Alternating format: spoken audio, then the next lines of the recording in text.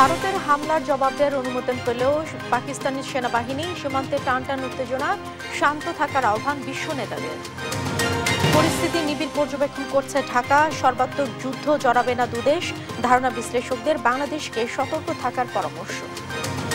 যেহেতু এখনও থামেনি এবং কাউন্টার সার্জিক্যাল স্ট্রাইক হওয়ারও একটা সম্ভাবনা আছে কয়েকদিনের মধ্যেই, তাতে আমাদের একটা সাবধানতা থাকতেই হবে।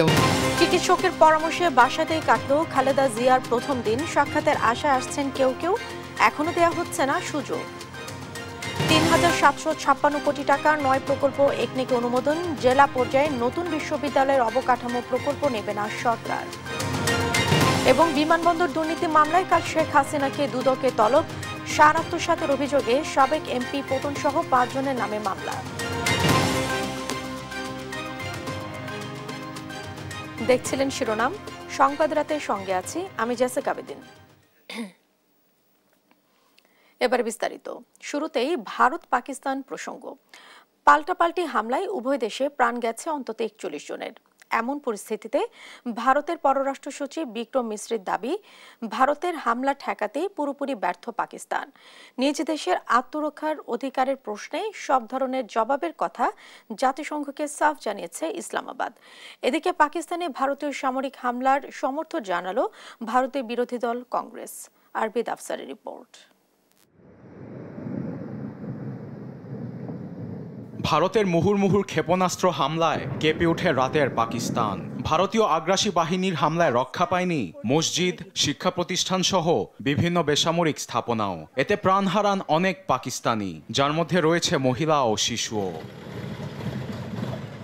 ভোরের আলো আসতেই ফুটে ওঠে হামলার ক্ষতচিহ্ন। ক্ষেপণাস্ত্র হামলায় ধসে পড়ে আজাদ কাশ্মীরের মুজাফফরাবাদের একটি মসজিদ। চারিদিকে ছড়িয়ে ছিটিয়ে পড়ে থাকতে দেখা যায় বড় বড় ইটের টুকরো। আবার হামলার ভয়ে আতঙ্কে দিন কাটাচ্ছে স্থানীয়রা। বসে নেই পাকিস্তানও। ভারতের জম্মু কাশ্মীরে পাল্টা হামলা চালায় পাক বাহিনী। এতে বেশ কয়েকজন ভারতীয় নিহত হয়। সেই সঙ্গে ভারতীয় সেনা ব্রিগেড সদর দপ্তর উড়িয়ে দেওয়ার দাবি করেছে পাকিস্তান। এদিকে পাকিস্তানের আকাশসীমায় হামলা চালানোর সময় ৫ ভারতীয় শক্তিশালী যুদ্ধবিমান ও একটি ড্রোন ভূপাতিত করে পাক সেনারা। এ হামলাকে কাপুরুষোচিত আখ্যা দিয়ে বেসামরিক মানুষের প্রাণহানির উচিত জবাব দেওয়ার হুঙ্কার দিয়েছে ইসলামাবাদ। নিজ দেশের আত্মরক্ষার অধিকার আছে বলে জাতিসংঘকে সাফ জানিয়ে দিয়েছে পাকিস্তান। এই ইস্যু নিয়ে বুধবার সংবাদ সম্মেলনে এসে ভারতের পররাষ্ট্র সচিব বিক্রম মিশ্রি বলেন, ভারতীয় হামলা ঠেকাতে ব্যর্থ হয়েছে পাকিস্তান। इस हमले का मुख्य उद्देश्य इसलिए संभवतः ये था कि इस संघ राज्य क्षेत्र में বিশ্বাসযোগ্য গোয়েন্দা তথ্য ও বিশ্বজুড়ে ক্রমবর্ধমান উদ্বেগ সত্ত্বেও পাকিস্তান তাদের ভূখণ্ড থেকে পরিচালিত সন্ত্রাসী নেটওয়ার্কগুলোর বিরুদ্ধে কোনো পদক্ষেপ নেয়নি। পাকিস্তান বিশ্বের কাছে সন্ত্রাসীদের নিরাপদ আশ্রয়স্থল হিসেবে একটি পরিচিতি তৈরি করেছে। জম্মু ও কাশ্মীর ও শেষ রাষ্ট্র দোনো মে পাকিস্তানে অপারেশন সিঁদুর অভিযানটি স্থানীয় সময় রাত ১টা ৫ থেকে ১টা ৩০ পর্যন্ত মোট ২৫ মিনিট দীর্ঘ হয় বলে সংবাদ সম্মেলনে জানান ভারতীয় সেনাবাহিনীর কর্নেল সোফিয়া কুরেশি।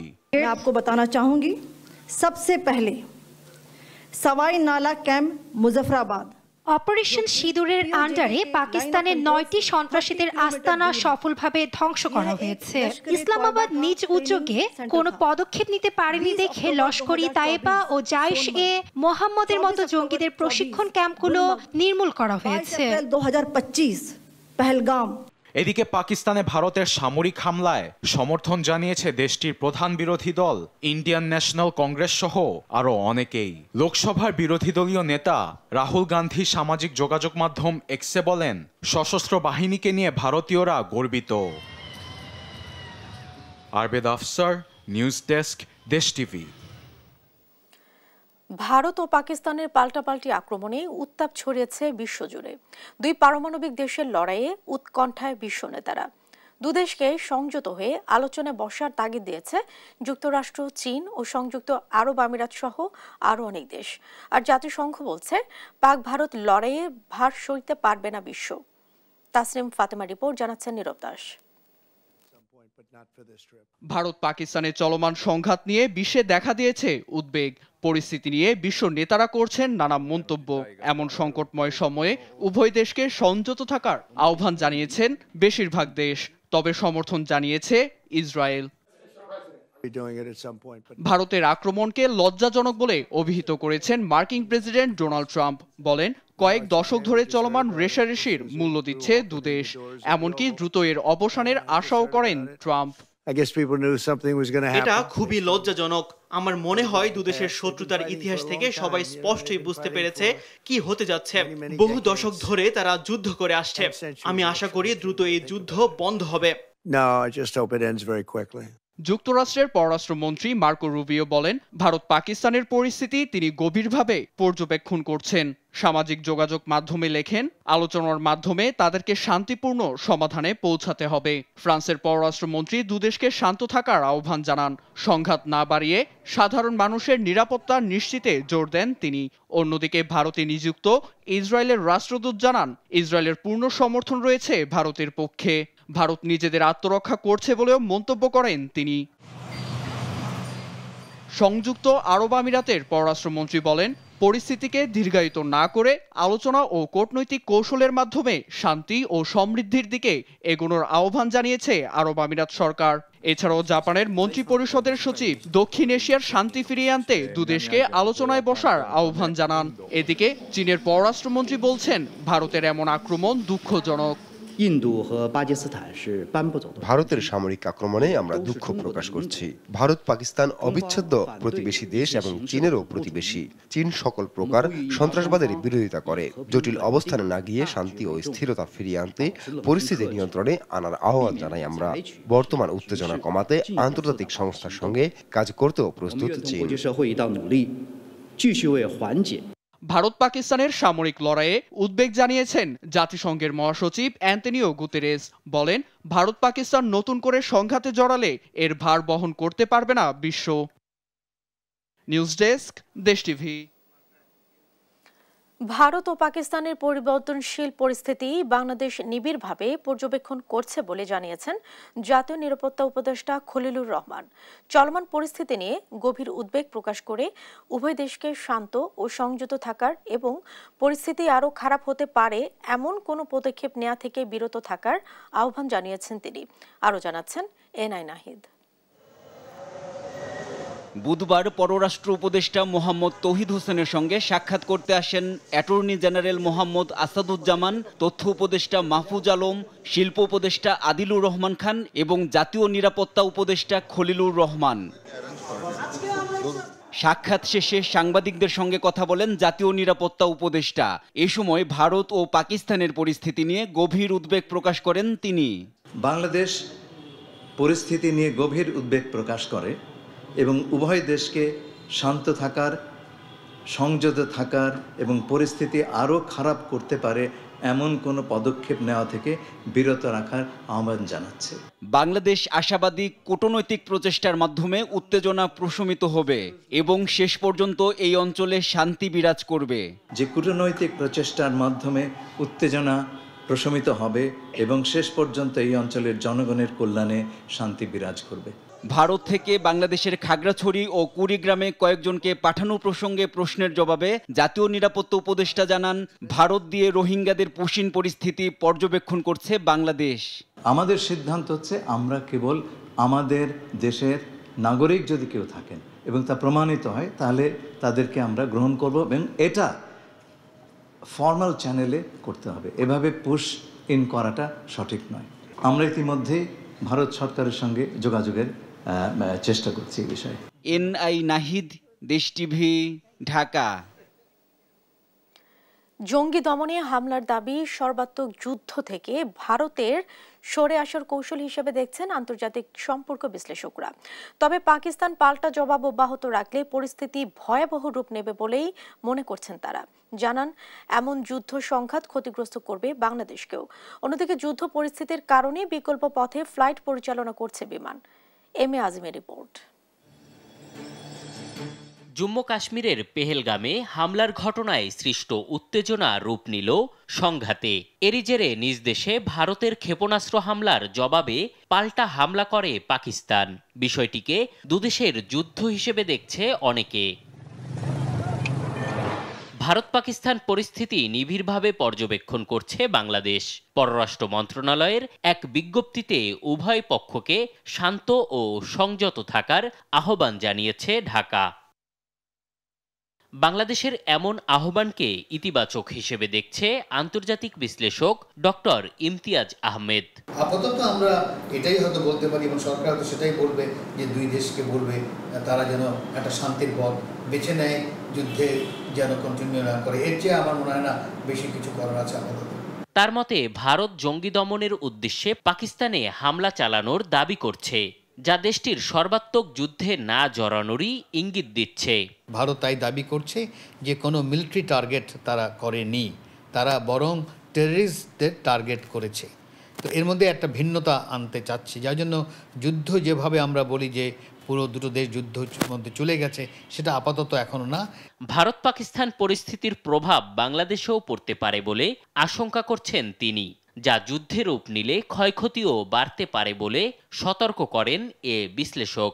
বড় আকারে অর্থনৈতিক ক্ষতিগ্রস্ত হতেই পারে, কারণ আমাদের সাথে বাণিজ্যের একটা সম্পর্ক আছে এই উপমহাদেশের বিভিন্ন দেশের সাথে, এবং যদি সেখানে সাপ্লাই লাইন যদি বিঘ্নিত হয়, স্বাভাবিকভাবে দাম বেড়ে যাবে। এদিকে ভারত পাকিস্তান যুদ্ধ পরিস্থিতির প্রেক্ষিতে ক্ষয়ক্ষতি এড়াতে বিকল্প পথে ফ্লাইট পরিচালনা করছে বিমান বাংলাদেশ এয়ারলাইন্স। এম এ আজিম, দেশ টিভি, ঢাকা। অন্যান্য প্রসঙ্গ। প্রায় 4 মাস পর মঙ্গলবার লন্ডন থেকে দেশে ফিরেছেন বিএনপি চেয়ারপারসন খালেদা জিয়া। চিকিৎসকের পরামর্শে বুধবার নিজ বাসায় বিশ্রাম নেন তিনি। বাসায় ছিল কড়া নিরাপত্তা ব্যবস্থা। এর মধ্যে কেউ কেউ আসছেন নেত্রীকে এক নজর দেখার আশায়, যদিও বিশ্রামে থাকায় সেই সুযোগ আপাতত হচ্ছে না। আরো জানাচ্ছেন নিয়াজ মোর্শেদ। ঘড়িতে তখন সকাল 10:45 গুলশানে বিএনপি চেয়ারপারসন বেগম খালেদা জিয়ার বাসা ফিরোজার সামনেই বুধবারের দৃশ্য এটি। শুনশান নীরবতা, জোরদার নিরাপত্তায় চেয়ারপারসনের স্পেশাল সিকিউরিটি ফোর্স সিএসএফ সহ রয়েছে পুলিশও। তবে এই সময় ছিল না কোনো নেতাকর্মীদের ভিড়ও। আর নেতাকর্মীদের এই অনুপস্থিতি কোনো ফ্যাসিস্ট সরকারের গ্রেপ্তার আতঙ্কে নয়। চিকিৎসকের পরামর্শ মতো নেত্রীকে একটু বিশ্রাম দিতেই তাদের এই সিদ্ধান্ত। তারপরও দমিয়ে রাখতে পারেনি বাগেরহাটের পৌর মহিলা দলের এই দুই নেত্রীকে।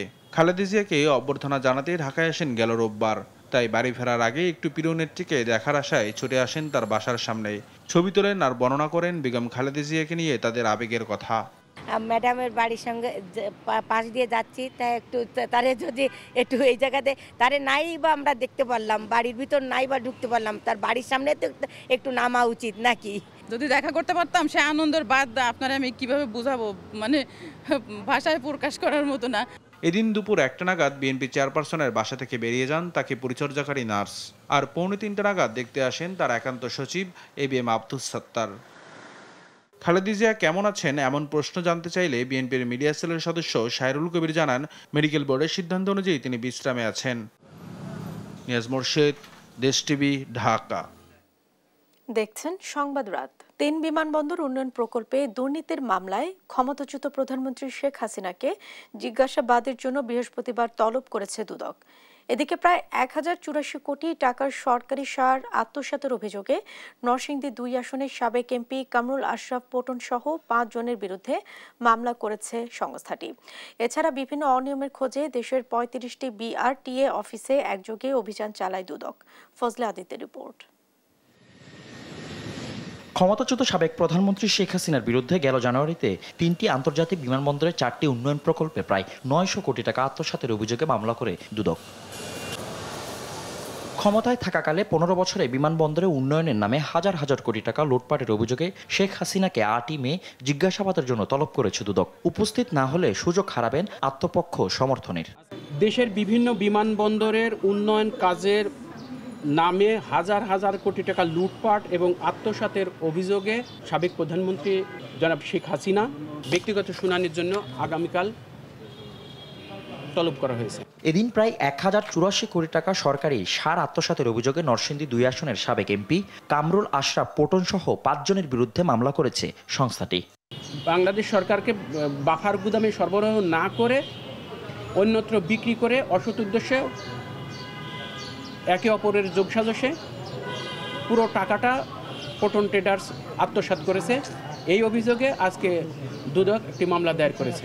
এদিকে বিভিন্ন অনিয়মের অভিযোগে সারা দেশে 35টি বিআরটি অফিসে একযোগে অভিযান চালায় দুর্নীতি দমন কমিশন। ফজলে আদিত্য, দেশ টিভি, ঢাকা।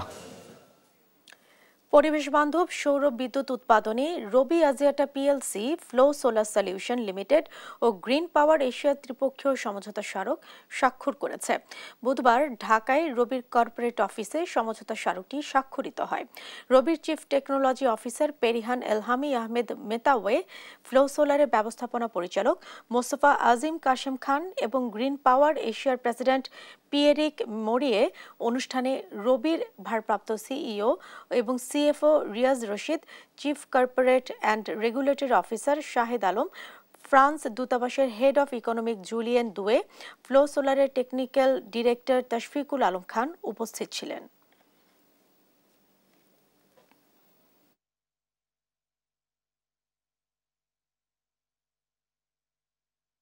দেখছেন সংবাদ রাত। ৩,৭৬৫ কোটি ২০ লাখ টাকা ব্যয়ে 9টি নতুন প্রকল্প অনুমোদন দিয়েছে জাতীয় অর্থনৈতিক পরিষদের নির্বাহী কমিটি একনেক।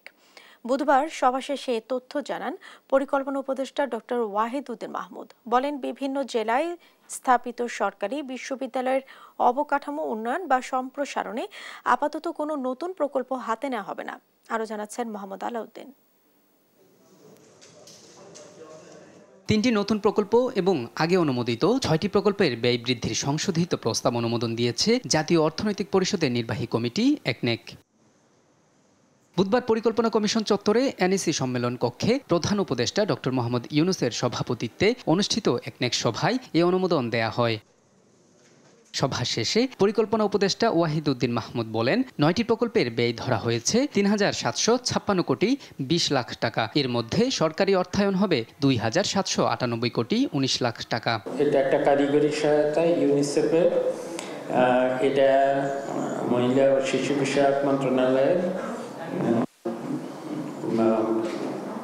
Prevention of violence and harmful practices against children and women.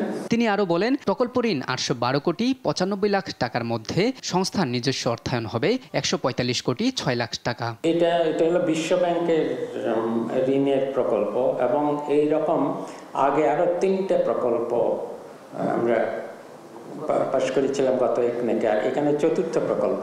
এ সময় জেলায় জেলায় স্থাপন হওয়া সরকারি বিশ্ববিদ্যালয়গুলোর অবকাঠামো উন্নয়ন বা সম্প্রসারণে আপাতত নতুন কোনো প্রকল্প হাতে নেওয়া হবে না বলেও জানান তিনি। মোহাম্মদ আলাউদ্দিন, দেশ টিভি, ঢাকা। দেখছেন সংবাদ রাত।